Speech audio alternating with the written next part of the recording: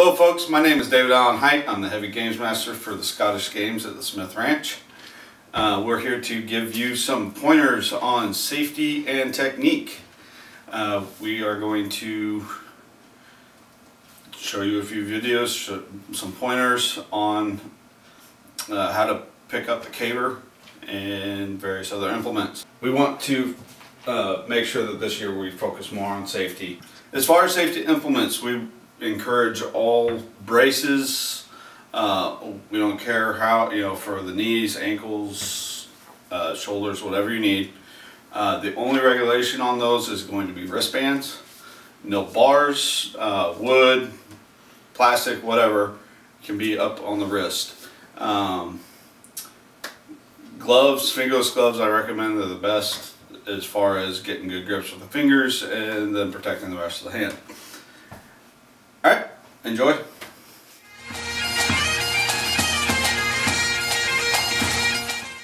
Stretches. Here's how you do them.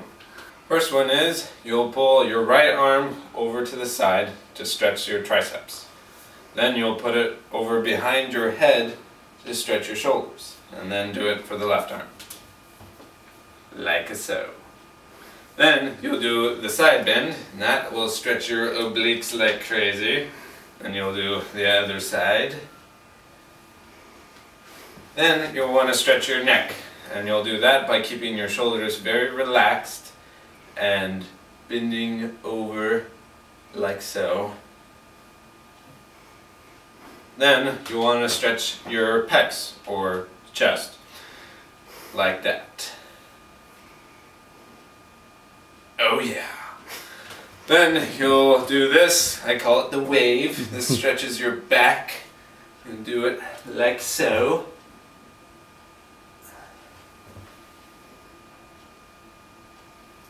Then you'll want to stretch your hamstrings and lower back, like this. This is a little uncomfortable at some points, but you'll be glad once you do it. Thigh stretches. Do this. You might need a chair to balance for that one, but you'll be glad once you've done it. So here are just some of my basic stretches. If you want to do your own thing, go right ahead. But if you don't know how to stretch, here's a few ways to do it. But you do need to make sure that you're stretched, otherwise you might look like this guy. If only he had stretched.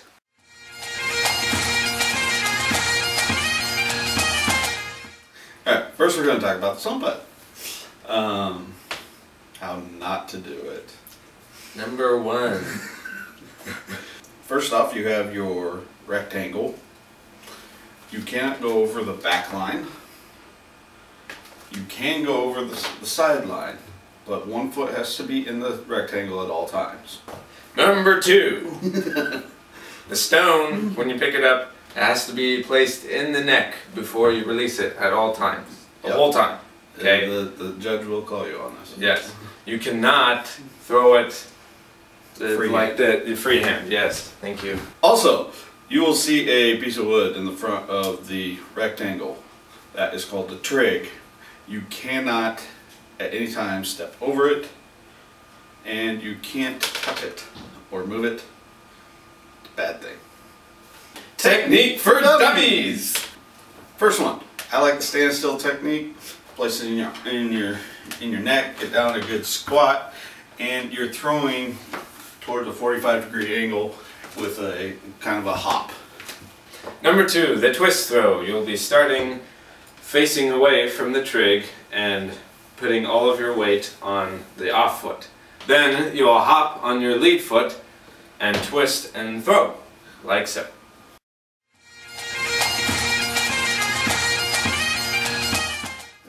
Hammer toss.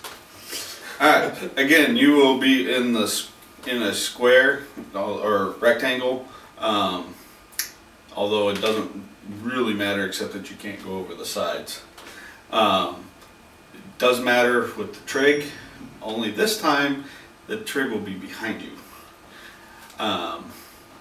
You can't go over the trig, and your feet need to stay planted at all times until the hammer is actually released. Number 2, there's only one way you can throw the hammer. And no, you cannot throw it in between your legs. Plus, that would probably wind up hurting yourself. And definitely don't throw it like this.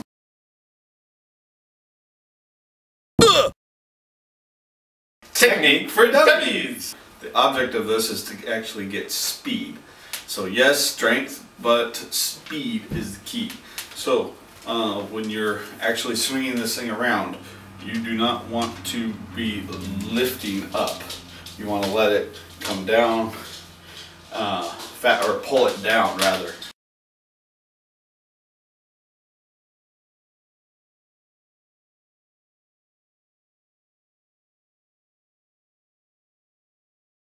So, speed is the key for this one. Strength, yes, as in you gotta lift a big hammer, but speed is what you want. Number 2, you want to make sure that when you release the hammer, you want to release it at a 45-degree angle if at all possible. Which, yes, thank you. 3. Sheaf toss! First things first, the grip on the actual pitchfork. You want to do a overhand on both hands. So you want to hold it like this, not this, like this. Definitely not this. This is also okay. If you hold it underhand, you're more likely to hurt yourself. Like this genius last year had to have surgery because of it. So when you are throwing the sheaf, you want to actually throw it. We're not putting it over the cable or throwing it. And your pitchfork cannot touch a cable or bar that you're going over. Technique for dummies! So with this one, you can throw it over your bar at any way you want to. This is the way I do it.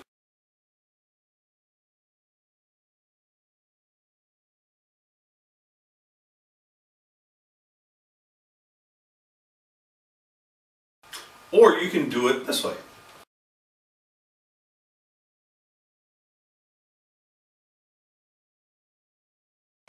Or any other way you feel like it.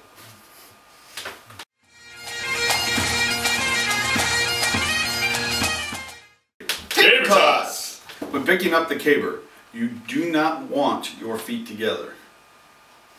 It takes out the strength from your legs and you don't get the lift that you want. Also, you do not want to get down on one knee. You'd be very unstable. If you do this, this will happen. The Lachivo technique. Number 2, when you get the caber up, you want to have it as close to your body as possible. This will keep the weight more in your arms. If you let it lean back, it'll be much harder on yourself. So I suggest you keep it, yes, thank you, Dee. Keep it close to yourself. Technique for dummies! Alright, when picking up the caber, you want your feet shoulder distance apart, good plant in the ground.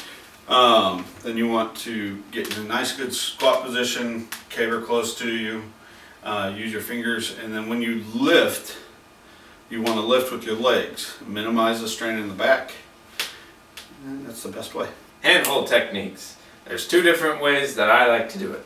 Number 1, the palm hold. You'll take your palms and squeeze really hard near the end of the pole. Then when you come up, you pop up and grab it underneath. Number 2, this one, you literally shove your fingers underneath the pole and then you come up that way. That's my favorite, but it's up to you. Alright, when you actually do get the caber up and you have it under your control, you can move basically in any direction, but you want to continue facing forward. The judge will be behind you, and what you're going to do is you're going to move forward and toss it ultimately. But you can change your direction, and the judge judges from your line of run, not from where you picked it up. And this is how it looks put together.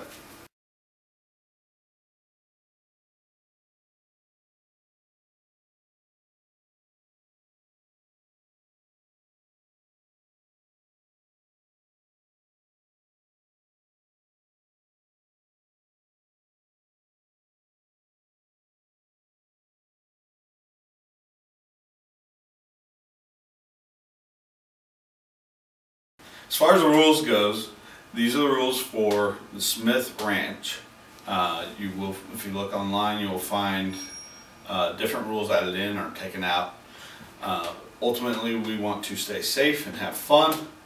If you guys look up new techniques on YouTube, however, you're free to try them. Just stay safe, and may the best clan win.